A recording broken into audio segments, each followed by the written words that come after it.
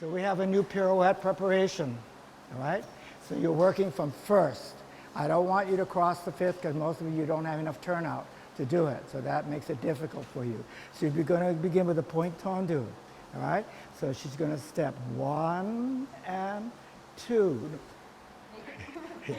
1 and 2. So step 1, 1, 1 and 2, 3 and 4. Go. Turn to fourth.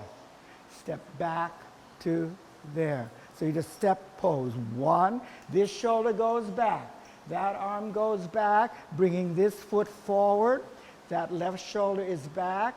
Again, this plie is minimal. It's not a stretch because you've got to do left knee. Lefty right arm, push the head. Your arms are closed by your spot.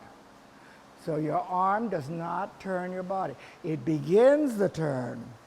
This arm is active. This one is not. Okay? All right, so just slowly, 4 times. So step back because you have to move forward. First position, first position.